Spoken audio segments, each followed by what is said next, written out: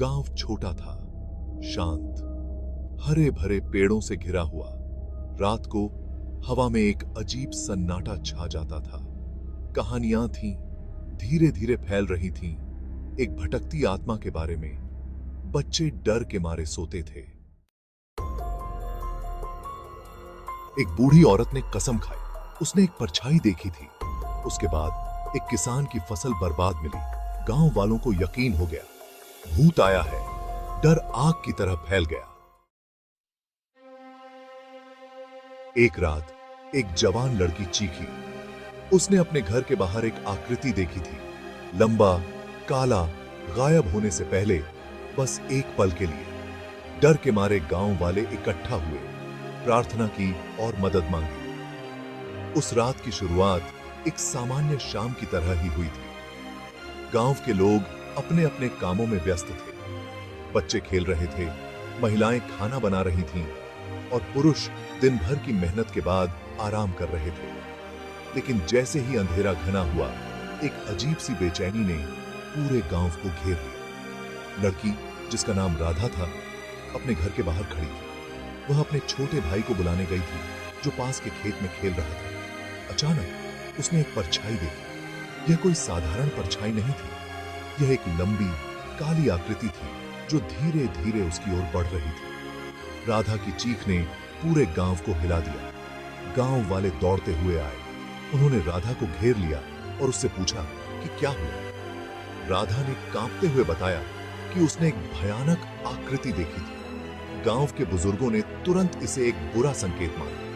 उन्होंने कहा कि यह साया गांव के लिए खतरा हो सकता है। गांव के पुजारी को बुलाया गया।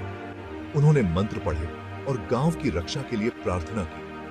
लोग अपने अपने घरों में दुबक गए, दरवाजे बंद कर लिए और खिड़कियों पर पर्दे डाल दिए। रात भर गांव में सन्नाटा पसरा रहा।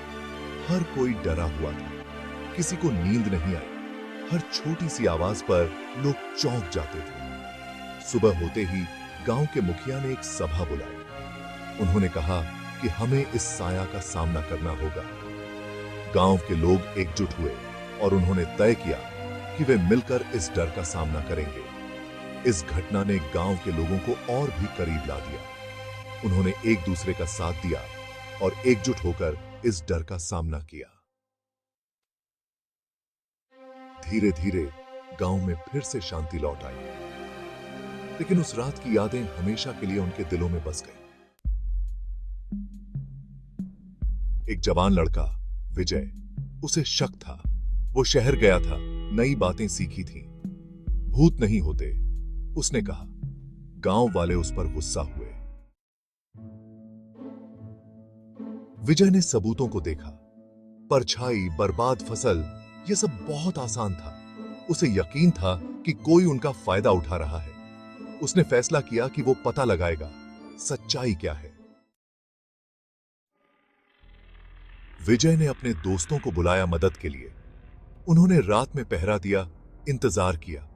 रातें ठंडी और शांत थीं, डर से भरी हुई। फिर एक रात उन्होंने उसे देखा, एक झाड़ी में हलचल।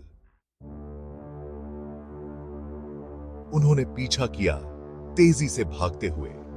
गांव के लोग अपने मशालों के साथ अंधेरे में दौड़ रहे थे।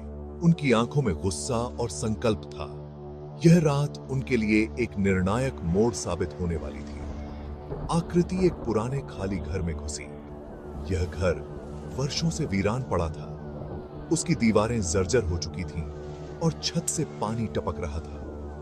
लेकिन आज यह घर एक रहस्य का गवाह बनने वाला था। विजय और उसके दोस्तों ने उसे घेर लिया। उनके चेहरों पर दृढ़ता और आंखों में चमक थी। वे जानते थे कि आज वे गांव के सबसे बड़े चोर को पकड़ने वाले थे। उन्होंने दरवाजा तोड़ा और अंदर चले गए। दरवाजा टूटते ही एक जोरदार आवाज हुई और सभी लोग अंदर की ओर भागे। उनके दिलों की धड़कनें तेज हो गई थीं और हर कोई जानना चाहता था कि अंदर क्या छिपा है। वहां एक मुखौटा पहने जगत खड़ा था, गांव का चोर। उसकी आंखों में डर और चेहरे पर पसीना था। वह जानता था कि अब उसका खेल खत्म हो चुका है। गांव वालों ने उसे पकड़ लिया और मुखौटा उतार दिया। उसकी असलियत सबके सामने आ चुकी थी। गांव के लोग खुश थे कि उन्होंने अपने दुश्मन को बेनकाब कर दिया था। यह रात हमेशा के लिए उनकी यादों में बस गई। जगत को गांव के बीचों बीच ले जाया गया। उसके चेहरे से मुखौटा हटा दिया गया। गांव वाले हैरानी से देख रहे थे। यह उनका ही आदमी था जिसने उन्हें इतने समय तक डराया था। गुस्सा हवा में फैल गया। उनका डर गुस्से में बदल गया था। जगत ने अपने गुनाह कबूल किए, बताया कि कैसे उसने उनके डर का फायदा उठाया। गांव वालों ने फैसला किया कि वो उसे सजा देंगे। जगत को पुलिस के हवाले कर दिया गया। गांव के लोग अब राहत की सांस ले सकते थे। पुलिस ने जगत को पकड़ने के लिए कई दिनों तक मेहनत की थी। आखिरकार उनके प्रयास सफल हुए और गांव के लोग सुरक्षित महसूस करने लगे। गांव से डर चला गया था। लोग अब अपने दैनिक कार्यों में व्यस्त हो गए थे। बच्चे फिर से खेल के मैदान में खेल रहे थे। महिलाएं अपने घरों के बाहर बैठकर बातें कर रही थीं और पुरुष खेतों में काम कर रहे थे। गांव की सड़कों पर फिर से चहल पहल लौट आई थी। उनका भूत बस एक आदमी था। गांव के बुजुर्ग ने सबको समझाया कि डर का कोई असली आधार नहीं था। यह सिर्फ एक अफवाह थी जो फैल गई थी। जब सच्चाई सामने आई तो सबने राहत की सांस ली। बुजुर्ग ने सबको एकजुट रहने और एक दूसरे का समर्थन करने की सलाह दी। शांति लौट आई। रातें अब शांत थीं। अब गांव में रात को कोई डर नहीं था। लोग चैन की नींद सो सकते थे। आसमान में तारे चमक रहे थे और गांव की गलियों में सन्नाटा था। यह शांति और सुरक्षा का प्रतीक था। अपने डर का सामना करने के बाद गांव वाले और भी मजबूत हो गए थे। उन्होंने सीखा कि एकजुटता में शक्ति है। अब वे मिलकर काम करते थे, त्योहार मनाते थे और एक दूसरे की मदद करते थे। गांव में खुशी और समृद्धि लौट आई थी। यह एक नई शुरुआत थी जहां हर कोई मिलकर एक बेहतर भविष्य की ओर बढ़ रहा था।